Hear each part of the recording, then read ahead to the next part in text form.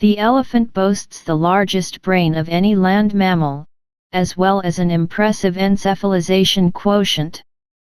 This is the size of the brain relative to what we'd expect for an animal's body size, and the elephant's EQ is nearly as high as a chimpanzee's. And despite the distant relation, convergent evolution has made it remarkably similar to the human brain, with as many neurons and synapses in a highly developed hippocampus and cerebral cortex.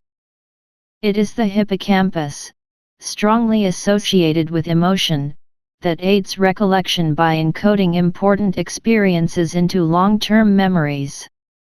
The ability to distinguish this importance makes elephant memory a complex and adaptable faculty beyond rote memorization. It's what allows elephants who survived a drought in their youth to recognize its warning signs in adulthood, which is why clans with older matriarchs have higher survival rates. Unfortunately, it's also what makes elephants one of the few non-human animals to suffer from post-traumatic stress disorder. The cerebral cortex, on the other hand, enables problem solving, which elephants display in many creative ways. They also tackle problems cooperatively, sometimes even outwitting the researchers and manipulating their partners. And they've grasped basic arithmetic, keeping track of the relative amounts of fruit in 2 baskets after multiple changes.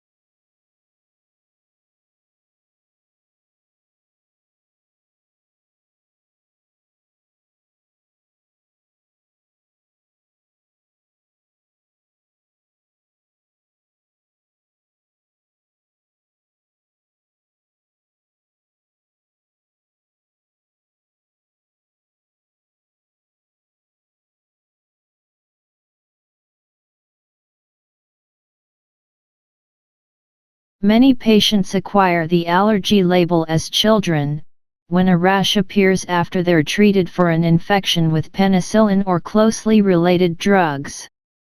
The rash is often blamed on penicillin, while the more likely culprit is the original infection, or a reaction between the infection and the antibiotic. However, genuine penicillin allergies, where our immune systems mistake penicillin for an attacker, do occur rarely and can be very dangerous. So if you think you're allergic but don't know for sure, your best bet is to visit an allergist. They'll complete an evaluation that'll confirm whether or not you have the allergy. Even if you do have a penicillin allergy, your immune cells that react to the drug may lose their ability to recognize it. In fact, about 80% of people who are allergic to penicillin outgrow their allergy within 10 years. This is great news for people who currently identify as allergic to penicillin. The drug may one day save their lives, as it has done for so many others.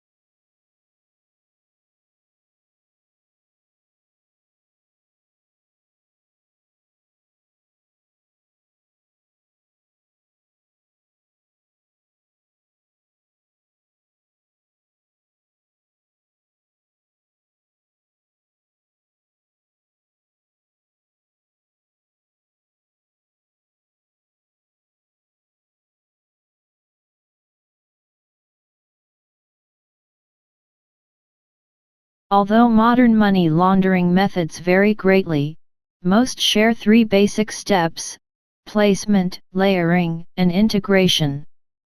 Placement is where illegally obtained money is converted into assets that seem legitimate. That's often done by depositing funds into a bank account registered to an anonymous corporation or a professional middleman.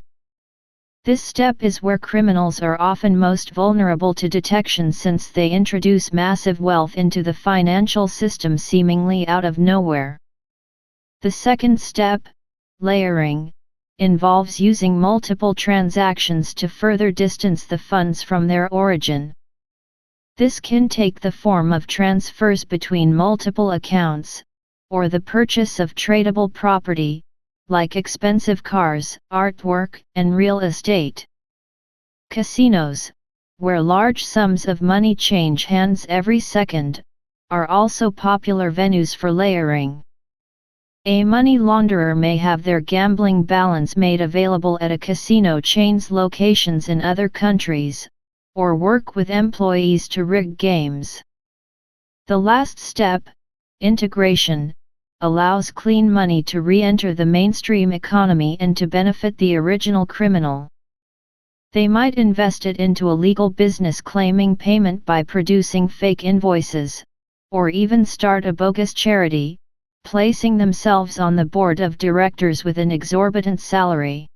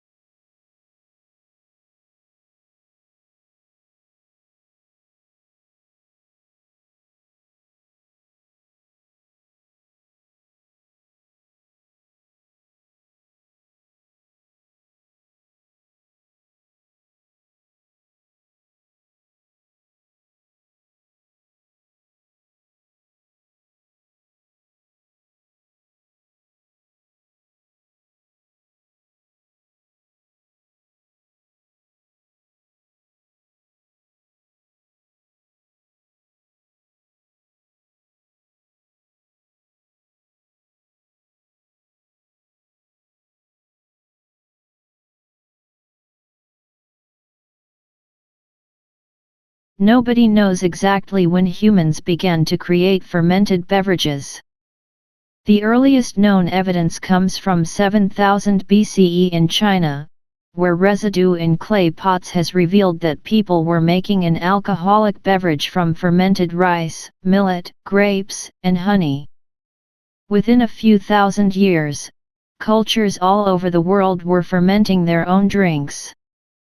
Ancient Mesopotamians and Egyptians made beer throughout the year from stored cereal grains.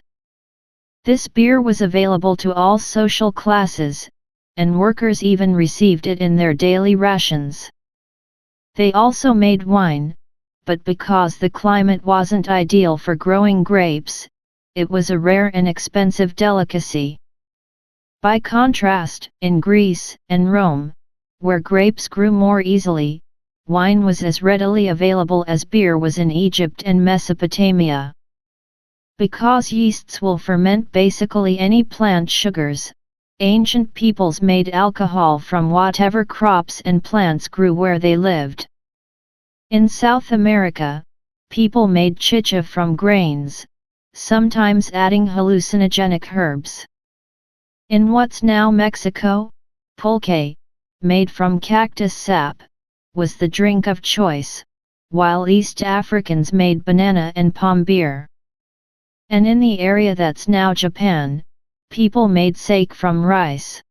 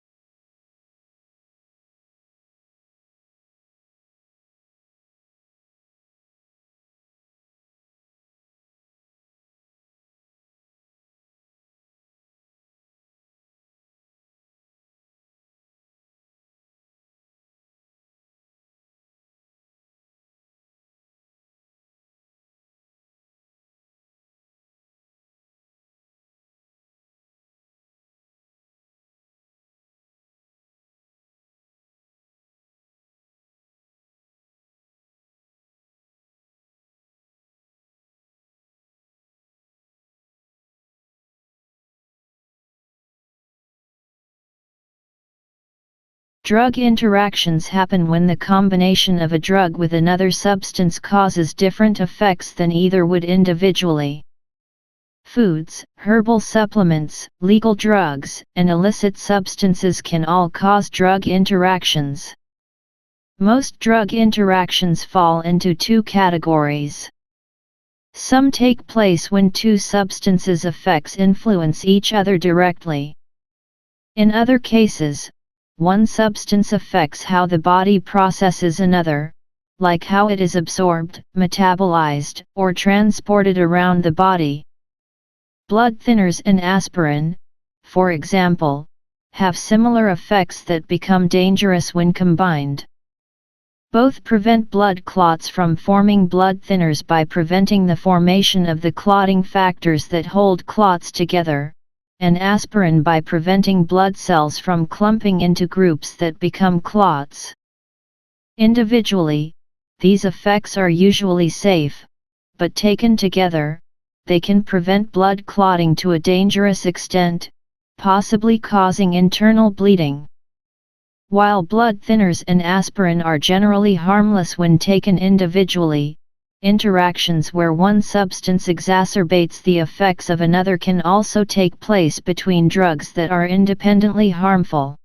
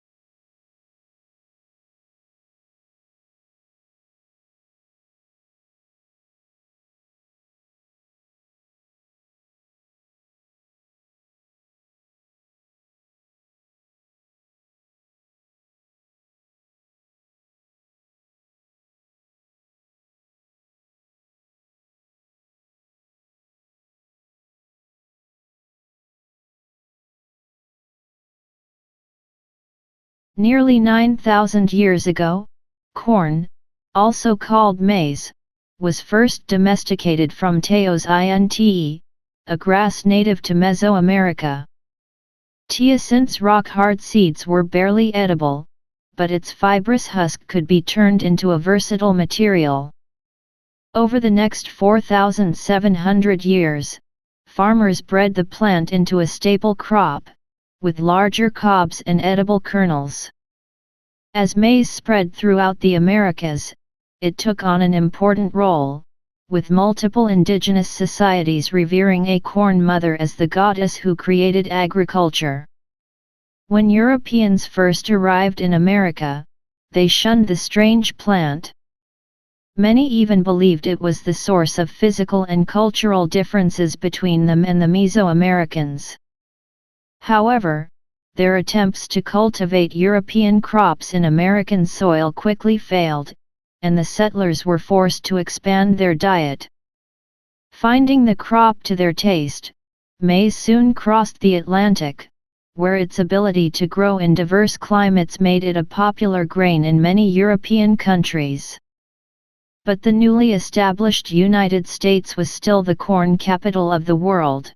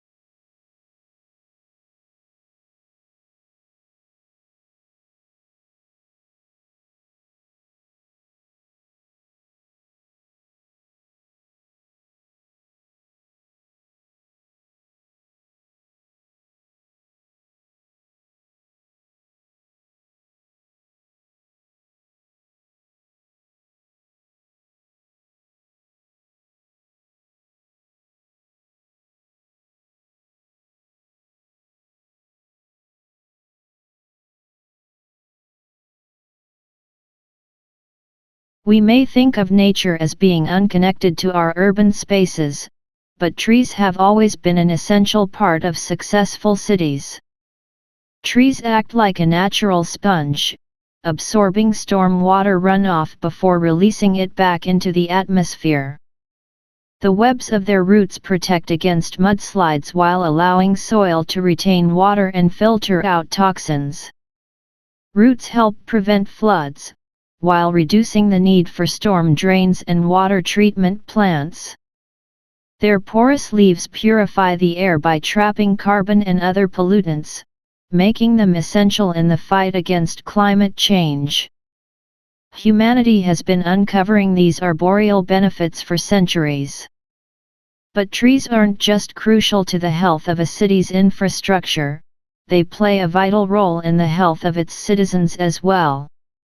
In the 1870s, Manhattan had few trees outside the island's parks. Without trees to provide shade, buildings absorbed up to 9 times more solar radiation during deadly summer heat waves. Combined with the period's poor sanitation standards, the oppressive heat made the city a breeding ground for bacteria like cholera.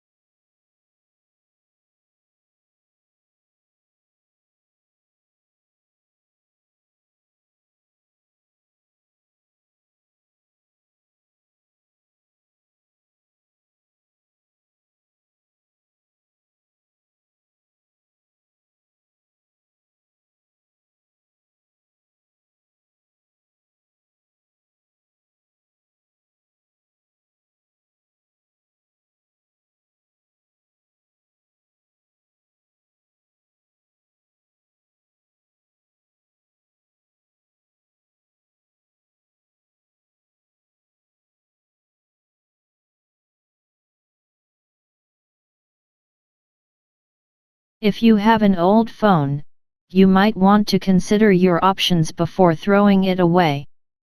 To minimize waste, you could donate it to a charity for reuse, take it to an e-waste recycling facility, or look for a company that refurbishes old models. However, even recycling companies need our scrutiny. Just as the production of smartphones comes with social and environmental problems, dismantling them does too. E-waste is sometimes intentionally exported to countries where labor is cheap but working conditions are poor. Vast workforces, often made up of women and children, may be underpaid, lack the training to safely disassemble phones, and be exposed to elements like lead and mercury, which can permanently damage their nervous systems. Phone waste can also end up in huge dump sites, leaching toxic chemicals into the soil and water, mirroring the problems of the mines where the elements originated. A phone is much more than it appears to be on the surface. It's an assemblage of elements from multiple countries, linked to impacts that are unfolding on a global scale. So, until someone invents a completely sustainable smartphone, we'll need to come to terms with how this technology affects widespread places and people.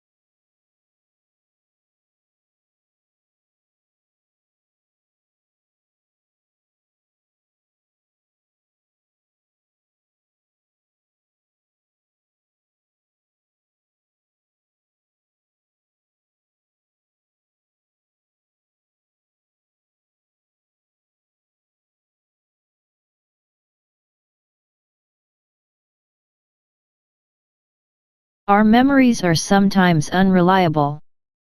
And though we still don't know precisely what causes this fallibility on a neurological level, research has highlighted some of the most common ways our memories diverge from what actually happened.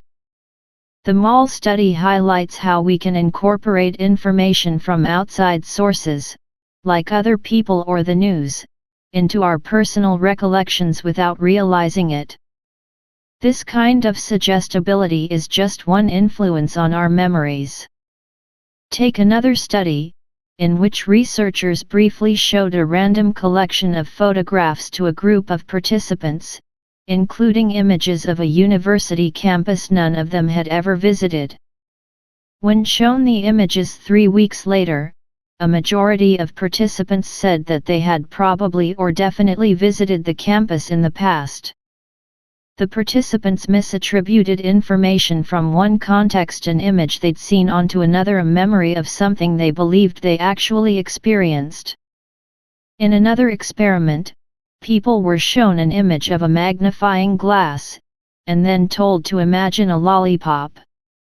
They frequently recalled that they saw the magnifying glass and the lollipop.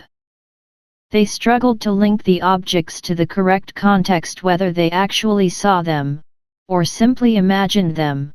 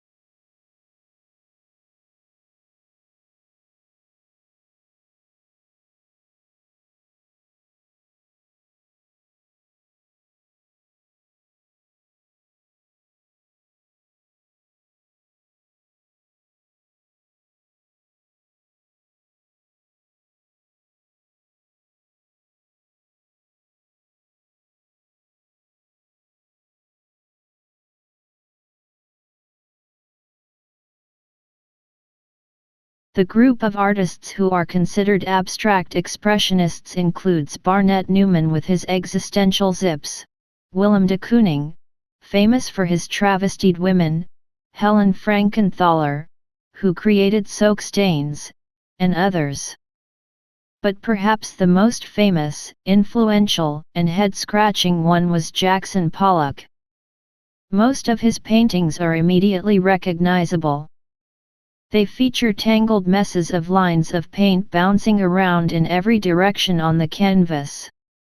And sure, these fields of chaos are big and impressive, but what's so great about them? Didn't he just drip the paint at random? Can't anyone do that? Well, the answer to these questions is both yes and no. While Pollock implemented a technique anyone is technically capable of regardless of artistic training, only he could have made his paintings. This paradox relates to his work's roots in the surrealist automatic drawings of André Masson and others. These surrealists supposedly drew directly from the unconscious to reveal truths hidden within their minds.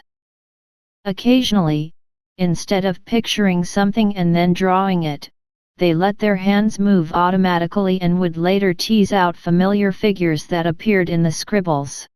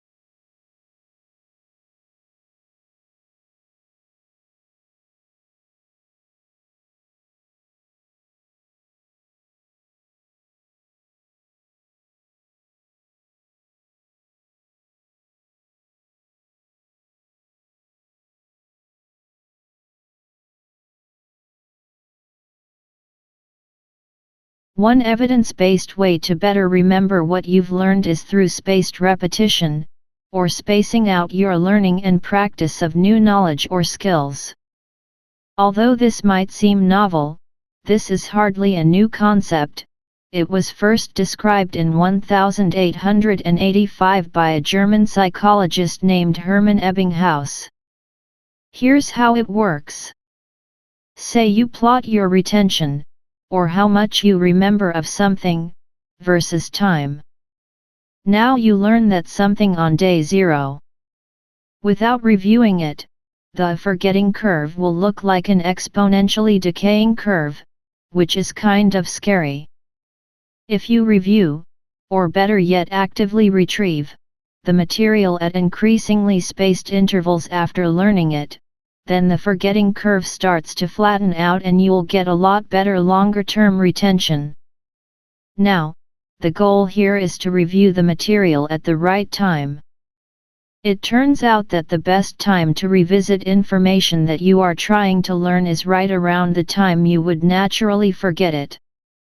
Since forgetting typically follows this exponential curve, the trick becomes timing your study sessions around it.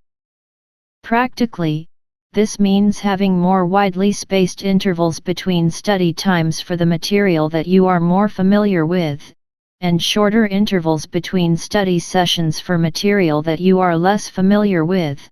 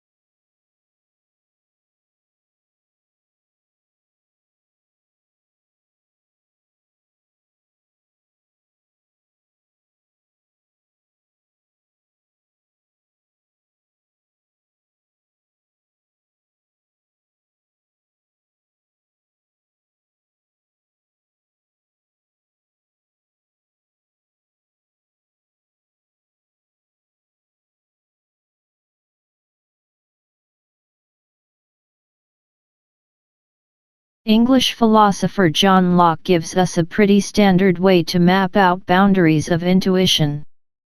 So that's where we'll start. Locke contrasts intuition to sensory perception on one side and to demonstration on the other. Sensory perception, he notices, is always about particular things. You see this pizza in front of you right now. Maybe you see that this pizza is round. But we aren't restricted to making judgments about particular things. When we judge that no round things are square, we aren't just thinking about that particular pizza, but about a more general and abstract truth. Judging that circles are different from squares, according to Locke, is intuitive. And at least in this kind of case where Locke thinks we're recognizing features of our ideas, intuition is a perfectly good source of knowledge. We know that no round things are square through intuition. Locke also draws a contrast between intuition and demonstration. Intuition can tell us directly that a circle is not a triangle. But when we get to more complex questions, we need to use demonstration or explicit reasoning. So for example, we can figure out that the interior angles of a triangle add up to 2 right angles, but we have to go through a series of steps to gain this knowledge. And that's demonstration. Demonstration requires conscious stages. Intuition is immediate. Locke notices that intuition and demonstration are connected, however. Each individual step in a chain of demonstrative reasoning is, or at least should be, intuitive. Contemporary thinkers still draw a similar distinction using a variety of labels for it.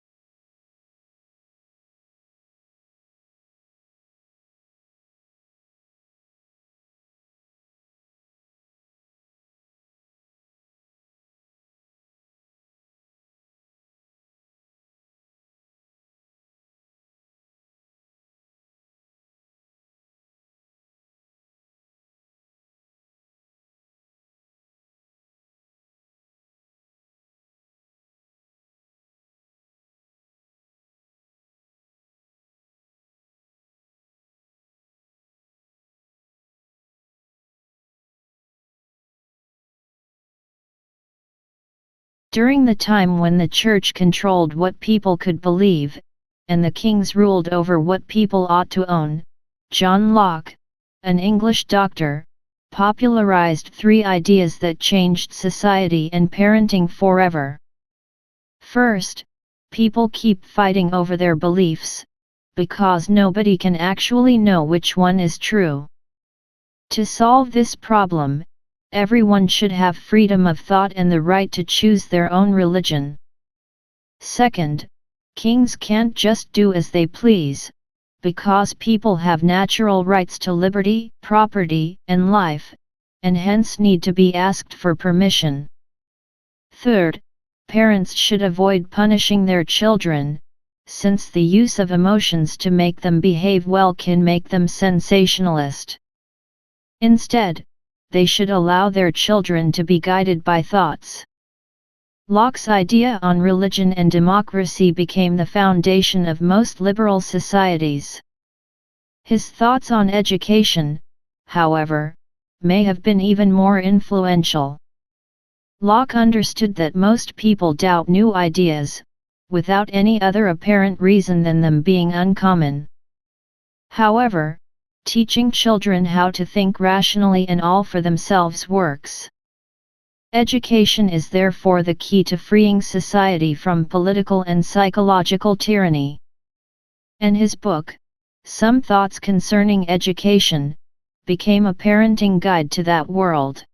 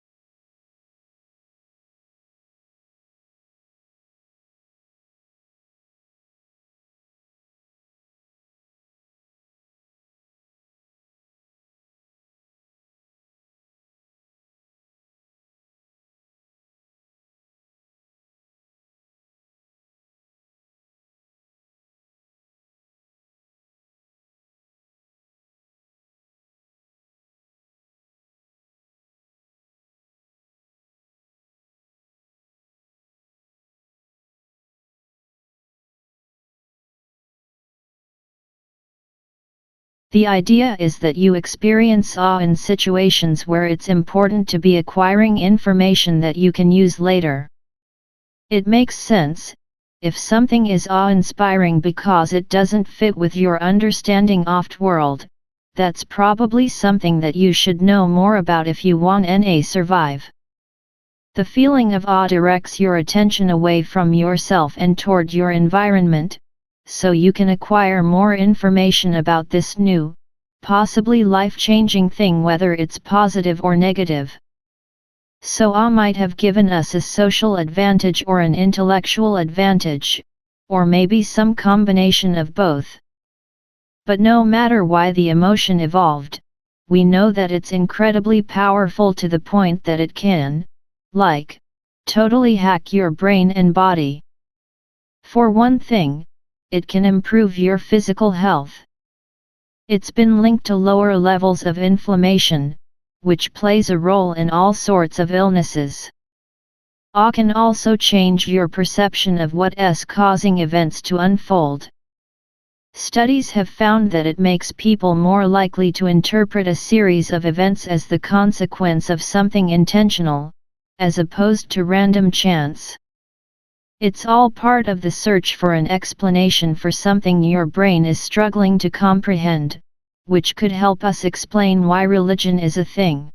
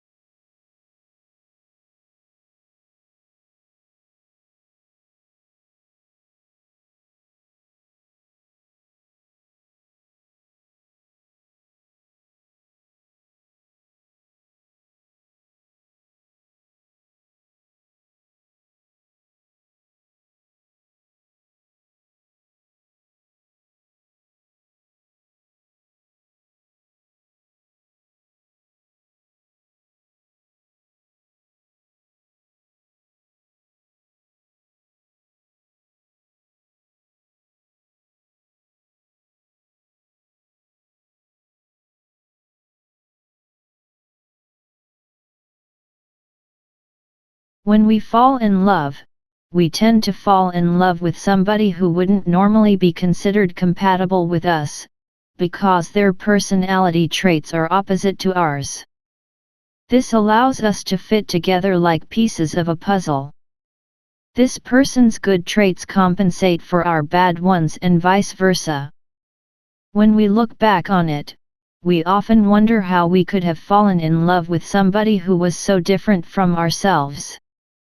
But nature intended for us to fall in love, and it made sure we would by having our brains release what we call feel-good hormones, including oxytocin, phenylethylamine, serotonin, and dopamine. These hormones give aid to a biochemical process that rids us of stressors and fills us with infatuation. This is why it's so hard for us to recognize our partner's flaws. These hormones hide our flaws and encourage us to do whatever we can to keep the romance alive. While we aren't actually lying to our partners, we're wearing a mask of adoration. Taking off this mask and revealing who we really are may influence our partner to leave, so we keep it on. Knowing this, in order to avoid any major confrontations and confusion with your partner, you can work on bringing up somewhat difficult topics with them, such as whether or not you both want children or wish to be married.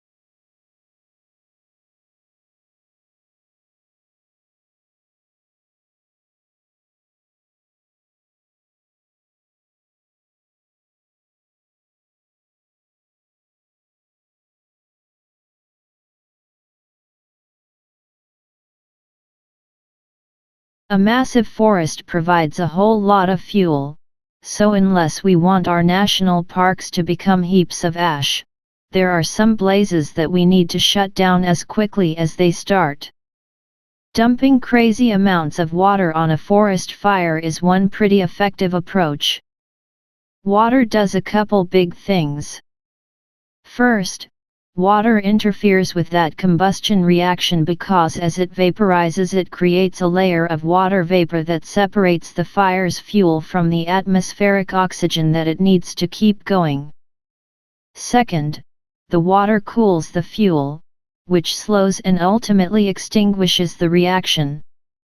During a forest fire, firefighters work quickly to put out anything ablaze, including embers, which can fly around and spread the fire. They spray water from the ground and sky, refilling tanks at nearby water sources like lakes, rivers, or even your family's pool. At the same time, crews are creating a fire break, which is exactly what it sounds like, a break between the fire and its fuel. But dumping water and cutting down forest often isn't enough. So, here's where that bright red stuff comes in.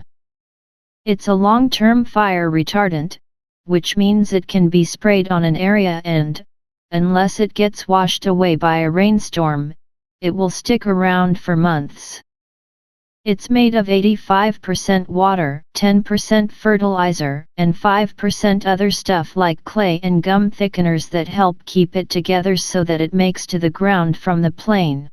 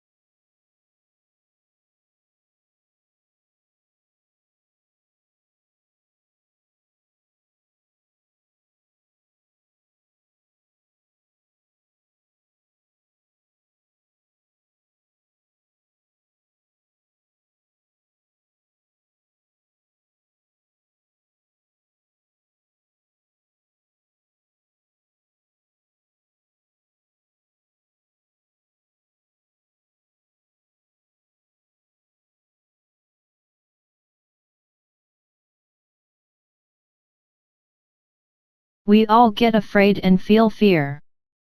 Seeing a spider, a loud noise or a creak on floorboard late at night can strike fear suddenly right through our bodies. The feeling of fear can make your heart race, breath quicken, scream, sweat pupils dilate, freeze you in place, and can even cause involuntary urination. These are all stress reactions caused by our limbic system, a chain reaction in areas of the brain that work together to control a built-in fight or flight response. We have this built into us to help us react to and survive threats. If not for fear, we would most likely not have survived as a species. Lots of people actually seek out fear, enjoying being and feeling scared. Watching horror films, playing scary games, or even going on a roller coaster. When our fight or flight response is triggered, we release chemicals which are similar to that of when we are excited or happy.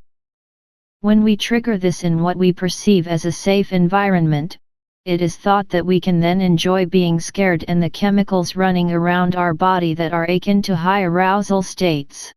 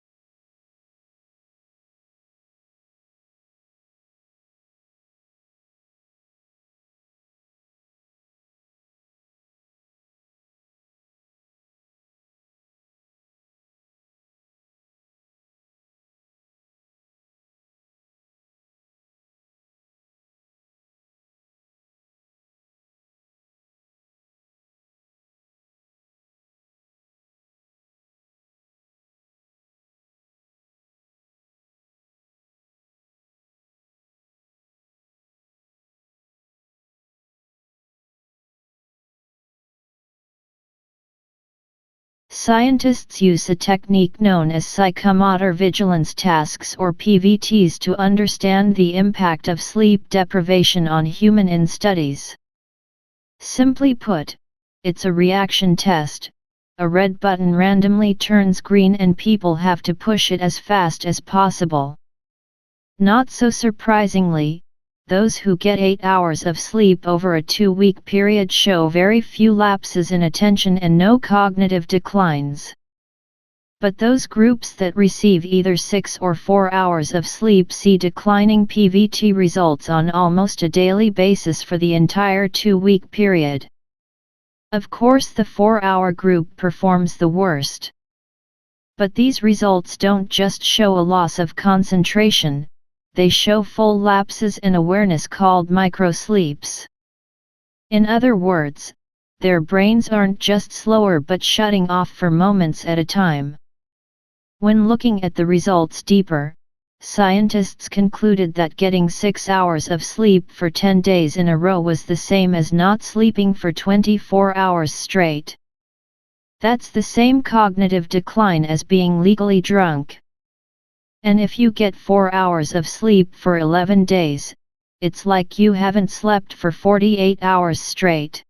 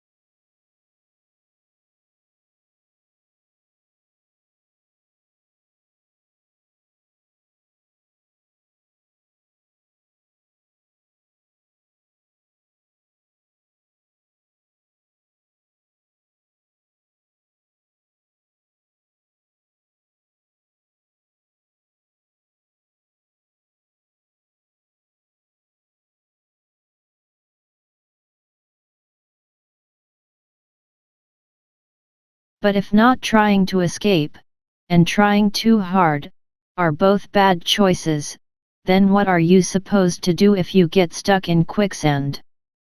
The trick is to stay calm. First, get rid of any heavy items that you are wearing or carrying, as they'll only drag you deeper.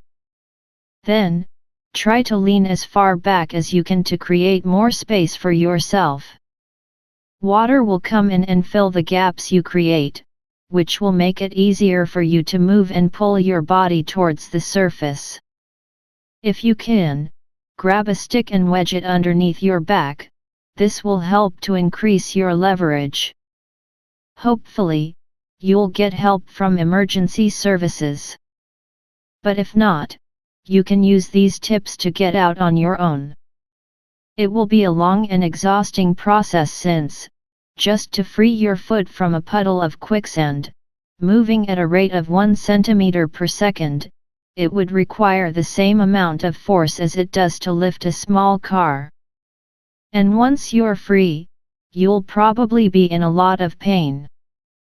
With all that pressure from the densely packed sand, you might emerge in the quicksand with permanent nerve damage, or without a leg.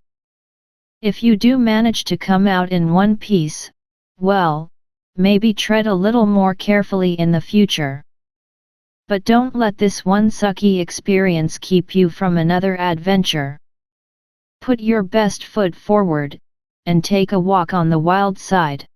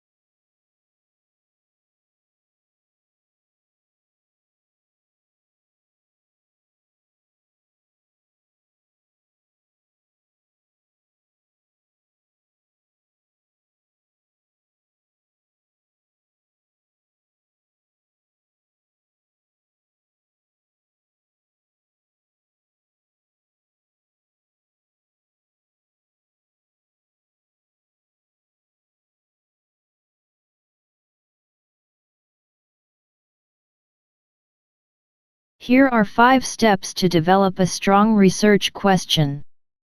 Step 1. Choose a broad topic. Go with a topic that sparks your interest, since you'll be spending quite some time with it. For me, I'm thinking maybe something about social media. Step 2. Do some preliminary reading about the topic. Okay, so I've read a lot of newspaper writing about how social media negatively impacts high school students' academic performances. And they also happen to be one of the most active age groups on social media. Step 3.